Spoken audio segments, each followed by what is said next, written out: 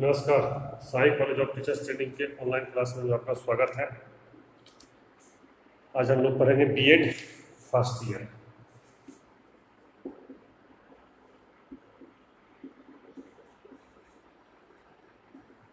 जैसा कि आप लोग जानते होंगे पिछले क्लास में कि हम बीएड फर्स्ट ईयर में C2 पेपर पढ़ रहे हैं, जिसका कि नाम है कंटेम्परेरी इंडिया एंड एजुकेशन, और इसमें चल रहा है यूनिट फर्स्ट, भारत में शिक्षा अतीत से वर्तमान तक। इसमें वैदिक शिक्षा समाप्त हो चुका था और बौद्ध शिक्षा अभी चल रहा है। बौद्ध शिक्षा में भी शिक्षा व्यवस्था हम जान चुके थे, इसकी प्राथमिक शिक्षा भी जान चुके थे, और आज हम चर्चा करेंगे उच्च शिक्षा पर।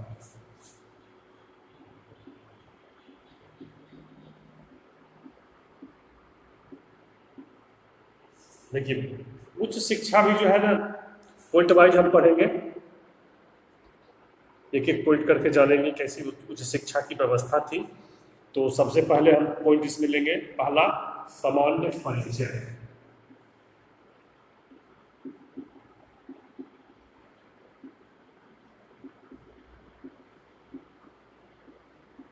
सामान्य परिचय, तो आइए इसके बारे में थोड़ा जानते हैं कि बौद्ध शिक्षा के जो उच्च शिक्षा थे, इसके दरवाजे जो थे सभी जाति सभी धर्मों के बालकों के लिए खुले हुए थे, चाहे वो बौद्ध धर्म मानने वाले हो बालक हो, या फिर सनातन धर्म पर मानने वाले बालक हो, या फिर किसी भी वर्ण से संबंधित बालक ही क्यों न हो, ब्राह्मण हो, क्षत्रिय हो, वैश्य या फिर शूद्र ही क्यों न हो, कोई भी बालक बौद्ध शिक्षा में उच्च शिक्षा प्राप्त कर सकता था। और बौद्ध शिक्षा के उच्च शिक्षा भी केंद्र भी बौद्ध मठ थे। जैसा कि आप लोग प्रारंभिक शिक्षा के बारे में जाने होंगे कि प्रारंभिक शिक्षा बौद्ध मठों में दी जाती थी, वैसे ही उच्च शिक्षा भी बौद्ध मठों में दी जाती थी। और ये मठ बहुत जगह खुले हुए थे और सभी मठों में अलग अलग विषयों की शिक्षा दी जाती थी, लेकिन सब में एक समानता ये थी कि धार्मिक शिक्षा सभी जगह प्रदान की जाती थी। Doctor A.S. एल्केटर, जो कि बहुत बड़े इतिहासकार हैं, के अनुसार उस समय उच्च शिक्षा की दशा इतनी सुदृढ़ थी बौद्ध मठों में कि भारत ही नहीं विदेश से भी छात्र यहाँ उच्च शिक्षा ग्रहण करने के लिए बौद्ध मठों में आते थे, जिसमें से कोरिया, चीन, तिब्बत और जावा जैसे देश प्रमुख थे। और इस प्रकार बौद्ध शिक्षा उच्च शिक्षा के क्षेत्र में काफी ख्याति प्राप्त कर ली थी। तो हमने इसमें क्या जाना कि बौद्ध शिक्षा का केंद्र समान परिचय में केंद्र भी बौद्ध मठ ही थे। सभी धर्म, जाति और वर्ण के बालक बौद्ध मठों में उच्च शिक्षा प्राप्त कर सके थे। इसमें बौद्ध मठों में उच्च शिक्षा प्राप्त करने के लिए कोरिया, चीन,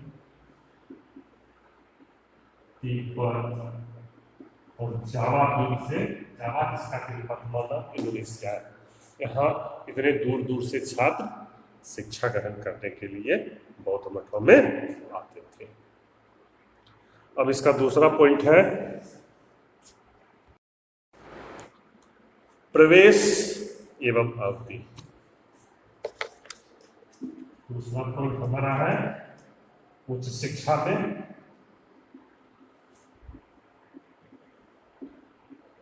प्रवेश व अवधि। तो इसमें हम जानेंगे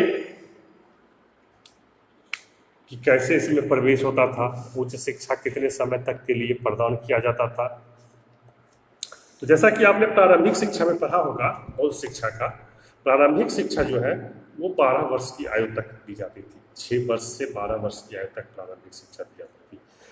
तो निश्चित तौर पर 12 वर्ष के बाद ही उच्च शिक्षा शुरू होती थी, और वही आयु वहाँ निर्धारित भी की गई थी कि 12 वर्ष के बाद, जब 12 वर्ष आयु बीत जाती थी छात्रों को प्रारंभिक शिक्षा लेने के उपरांत, तब वह उच्च शिक्षा प्राप्त कर सकते थे। मतलब 12 वर्ष जब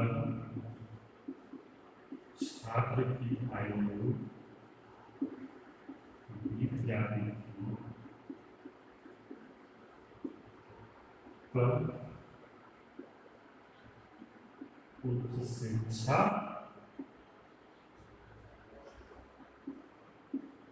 में प्रवेश मिलता था।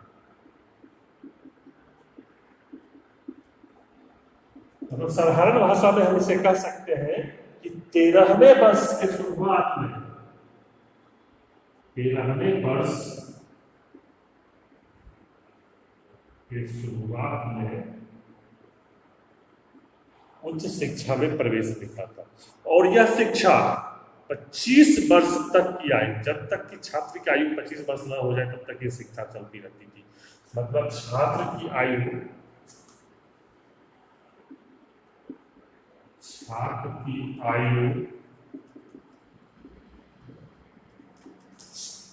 जब 25 वर्ष हो जाती थी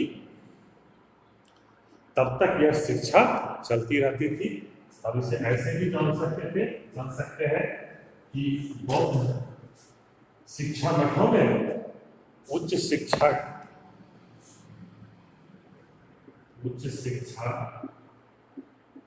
12 वर्ष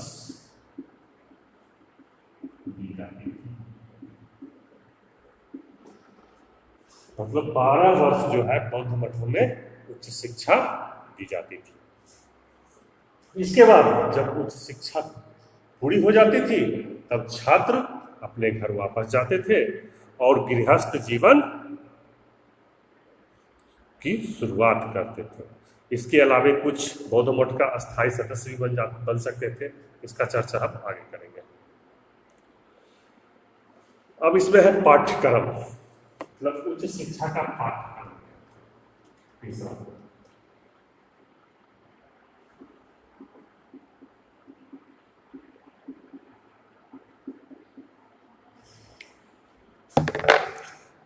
देखिए, पाठ्यक्रम जो था बौद्ध मठों में या बौद्ध शिक्षा का, उच्च शिक्षा में 2 भागों में विभाजित था। एक लौकिक और दूसरा धार्मिक पाठ्यक्रम। धार्मिक पाठ्यक्रम जो बौद्ध भिक्षु या भिक्षुणियां होते थे उनके लिए था, और इसका उद्देश्य था धार्मिक शिक्षा का कि वह धर्म के प्रचार प्रसार का कार्य कर सके। और यह इसलिए दिया जाता था बौद्ध भिक्षु और भिक्षुणियों को कि वह निर्वाण, या जिसे हम साधारण भाषा में मोक्ष कहते हैं, उसकी वह प्राप्ति कर सके। जबकि अन्य छात्रों के लिए लौकिक शिक्षा की वहाँ व्यवस्था थी, जिसमें धर्म, दर्शन, साहित्य, तर्कशास्त्र, न्याय शास्त्र, चिकित्सा शास्त्र इत्यादि विषय अन्य छात्रों को पढ़ाया जाता था उच्च शिक्षा के क्षेत्र में। वहाँ जो थे बौद्ध मठों में धार्मिक विषयों के रूप में जो बौद्ध भिक्षुओं और भिक्षुणियों को शिक्षा दी जाती थी, उसमें मुख्यतः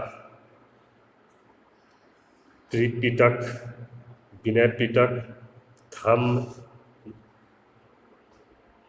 और धर्म साहित्य की शिक्षा दी जाती थी धार्मिक क्षेत्र में। जबकि लौकिक विषय में के अंतर्गत आ जाएगा आपका धर्म, दर्शन, साहित्य, तर्कशास्त्र, न्याय शास्त्र, चिकित्सा शास्त्र और इसमें अंक गणित भी शामिल था। ये वहाँ के बौद्ध मठों के शिक्षा का पाठ्यक्रम था। अब आते हैं इसका अगला पॉइंट, शिक्षा का महत्व।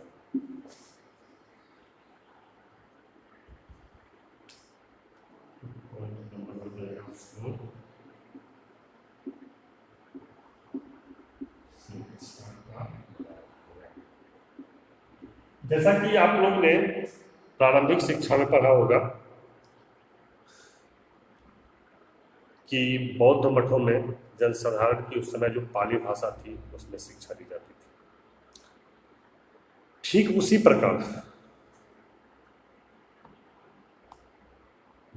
उच्च शिक्षा भी पाली भाषा में, जो उस समय की जनसाधारण की प्रारंभिक शिक्षा आपने जाना होगा कि उनके मातृभाषा में देने की पूर्ण सुविधा प्रदान थी कि अगर छात्र चाहे तो पाली के अलावा अपनी मातृभाषा में भी शिक्षा ग्रहण कर सकते हैं। वैसे ही उच्च शिक्षा में भी पाली के अलावा अगर छात्र चाहे तो वह अपनी मातृभाषा में शिक्षा ग्रहण कर सकता था, जबकि इसके विपरीत आपने वैदिक शिक्षा में पढ़ा होगा कि वह शिक्षा देने के माध्यम से संस्कृत भाषा ही था। और महात्मा बुद्ध ने भी अपने भिक्षुओं और भिक्षुणियों को अनुमति दी थी कि ओ भिक्षुओं, मैं तुम में से प्रत्येक को अपनी भाषा में बुद्ध की शिक्षाओं को सीखने की अनुमति देता हूं। स्वयं महात्मा बुद्ध ने इस बात की अनुमति दी थी कि वह अपनी भाषा में चाहे तो बुद्ध की शिक्षा को प्राप्त कर सकता है।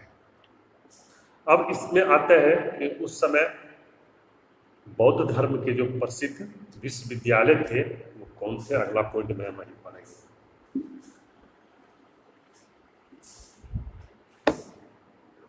पांचवा पॉइंट है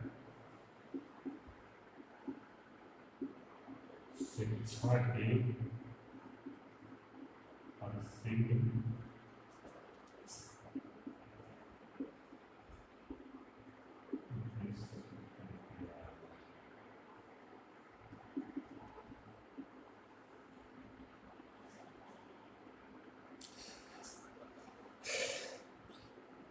देखिए, इसमें थोड़ा सा जान लेते हैं पहले कि बौद्ध काल में शिक्षा के प्रमुख केंद्र मठ थे और इन मठों में छात्रावास, भोजन, वस्त्र, चिकित्सा की भी सुविधा मुफ्त में प्रदान की जाती थी। और कुछ मठों और विहारों ने अपने आप को इतना अधिक विकसित कर लिया कि उन्हें विश्वविद्यालय कहा जाने लगा, क्योंकि उसमें सुदूर देशों के छात्र भी विद्या अध्ययन करने के लिए आते थे। अब कौन कौन से वो विश्वविद्यालय थे जो इतने प्रसिद्ध और इतने साल हो गए थे कि जिसे विश्वविद्यालय का उस समय दर्जा मिल गया था, उसके बारे में हम एक एक करके जानेंगे।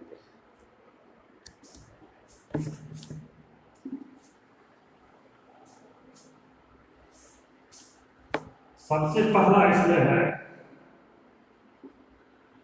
तक्षशिला विश्वविद्यालय।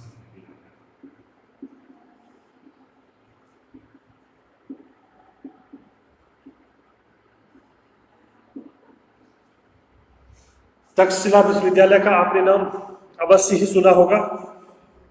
वर्तमान में यह आधुनिक पाकिस्तान में मौजूद पड़ता है और ये रावलपिंडी से के आसपास है।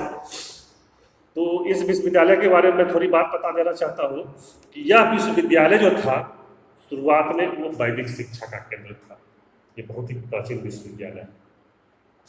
शुरुआत में तक्षशिला विश्वविद्यालय वैदिक शिक्षा का केंद्र था, लेकिन कालांतर में धीरे धीरे यह ठीक बौद्ध शिक्षा के केंद्र में परिणत हो गया।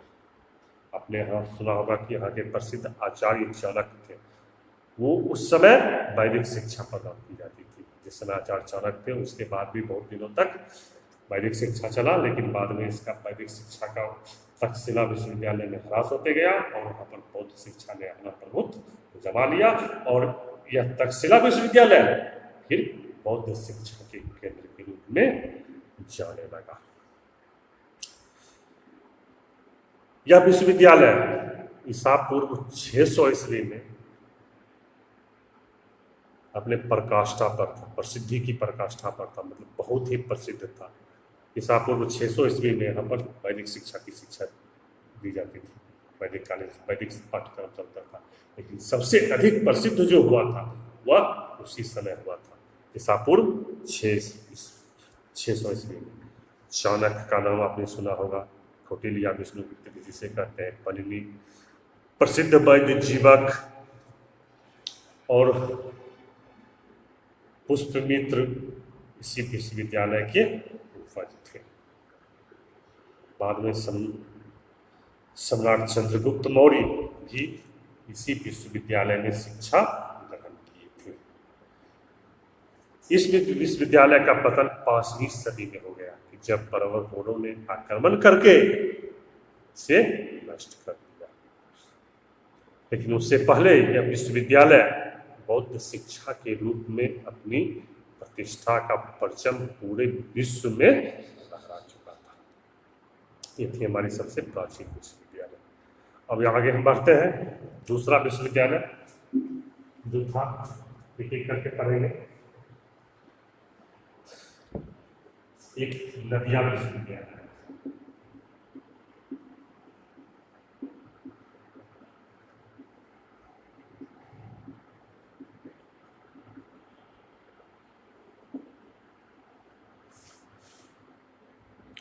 यह विश्वविद्यालय जो है बंगाल में, वर्तमान में यह बांग्लादेश में चला गया, पहले बंगाल था, वर्तमान में यह स्थान जो है बांग्लादेश में है।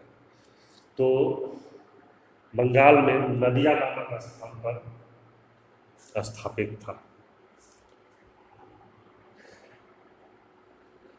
11वीं सदी में राजा लक्ष्मण सेन के संरक्षण में यह विश्वविद्यालय बौद्ध धर्म का प्रसिद्ध केंद्र हो गया था। 11वीं सदी में राजा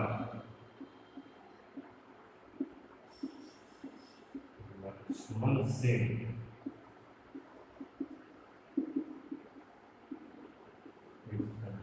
में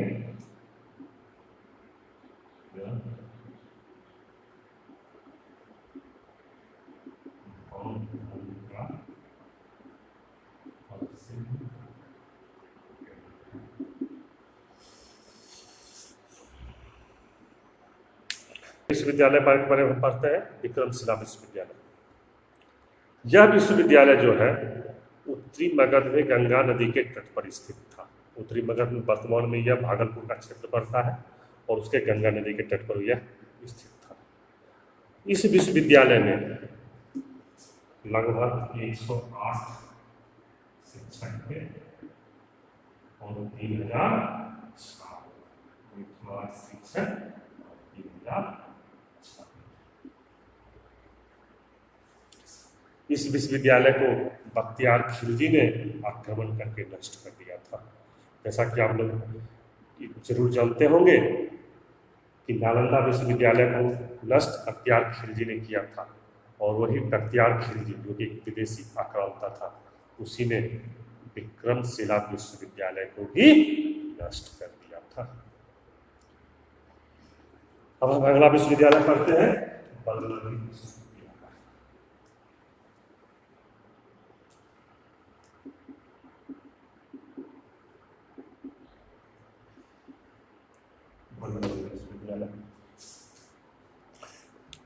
देखिए, यह विश्वविद्यालय जो था पूर्वी कठियारवाला के बला नामक स्थान पर स्थापित था। वर्तमान में यह क्षेत्र शायद गुजरात में पड़ता है, ये कठियारवाला, मैं कंफर्म नहीं हूँ लेकिन लगता है गुजरात में ही है। उसी में बला नामक स्थान पर यह विश्वविद्यालय स्थापित था। 7वीं सदी से 12वीं सदी तक पश्चिम भारत में यह शिक्षा का प्रमुख केंद्र था। तो ये कहाँ था स्थापित?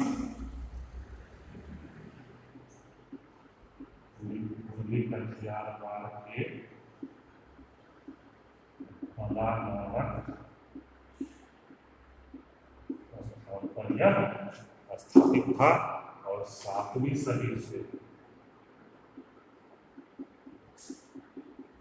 12वीं सदी तक यह बौद्ध शिक्षा का प्रसिद्ध केंद्र था। अब हम आते हैं भारत का सबसे प्रसिद्ध विश्वविद्यालय नालंदा विश्वविद्यालय पर।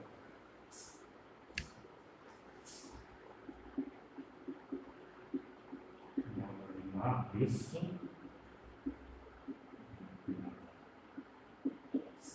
सभी लोग इस विद्यालय का नाम सुने होंगे। यह विश्वविद्यालय नालंदा में स्थित है, जो कि आप लोग के पड़ोस में है। यह विश्वविद्यालय लगभग 1 मील लंबा और आधा मील चौड़ा स्थापित है। लगभग 1 मील लंबा और आधा मील चौड़ा, इतने बड़े क्षेत्र में यह विश्वविद्यालय स्थापित था। इस विश्वविद्यालय में 8 बड़े सभा भवन और 3000 अध्ययन कक्ष। 8 जो था वो सभा भवन था और 3000 क्लासरूम जिसे हम कह सकते हैं। 30,000 क्लास,